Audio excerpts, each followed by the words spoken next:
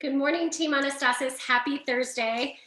Hope you had an awesome Wednesday. You had so many fun things yesterday between Mrs. Amber, Miss Addie, Mrs. Baldwin. Such a fun day. And hopefully you got outside and enjoyed the weather as well and got to play and be active outside for your PE time. Today, we're going to continue on in our characteristics of who God is, exploring the characteristics that God has, because what we know is that if we're made in God's image, then we carry those characteristics as well. We are reflections of those characteristics. So today, we're going to look at one that I can't believe I missed. This one actually, Mrs. Kay pointed out to me. And now that I see it, I can't unsee it. It's so obvious, and I can't believe I missed it. But it's in the first chapter of Genesis, actually the first verse. And it says, "In the beginning, God created the heavens and the earth." So, what we know is from the very beginning, the first characteristic we discover about God is actually that he is creative. And if God's creative, he created everything around us, the whole universe, all the laws that make the universe work. What we know is that if God is creative and we are created in his image, that we are also creative. And I don't know about you, but I hear a lot of people say, well, I'm not really creative. But that can't be true, because we are created in God's image. And part of that characteristics, one of the characteristics God has is that he is creative, which means all of us are creative.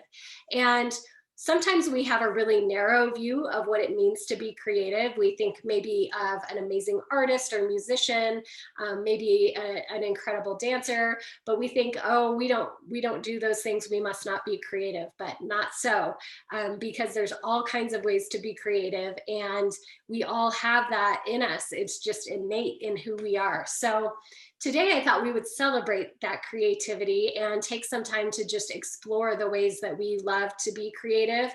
And I don't know about you, but I am happiest when I'm expressing myself creatively.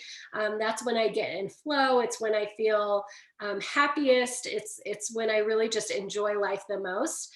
And I like to create in different ways, but I really love writing. I love any sort of art. I like to I like to do like yoga. Sometimes I like to make up my own yoga, but all of those are creative expressions. Some of you like to make up songs or dance or build Legos, or maybe you construct something.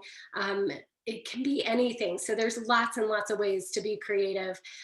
So don't think too narrowly about it. And I want to take the next 5 minutes. I sent your teachers a song to play.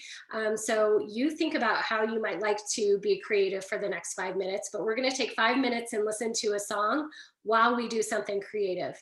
The only caveat I have for today is that we do not use our iPads for the creative time. And I know there are millions of ways to be creative using technology. My husband's really good at being creative using technology. But for our purposes today, let's stay off of the tech and do something creative in a different way. So you're welcome to go, grab Legos. If you like to build Legos, you're welcome to get paper and pencil. If you like to sketch or draw, you're welcome to, get something to write with. However you would like to get a guitar, it doesn't matter to me as long as it's off of technology for today. And so we're going to grab those, and your teachers will play the song. We'll be creative together.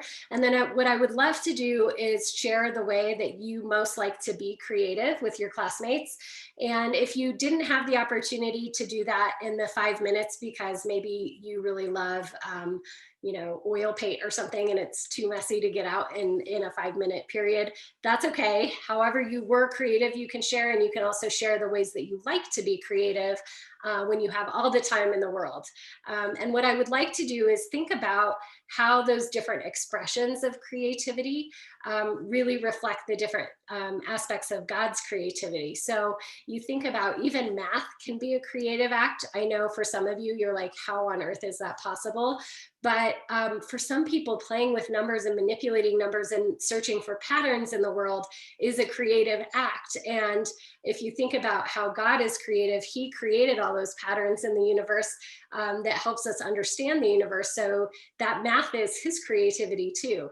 So there's no way you can be creative that God has not already been creative, but we all maybe show different aspects of that creativity. So we're going to spend the next 5 minutes doing that. I can't wait to hear how your conversation afterwards goes and what you discovered about the different ways that your peers and classmates like to be creative, and maybe what you learned about them in the process. So have a happy Thursday, and we will see you tomorrow.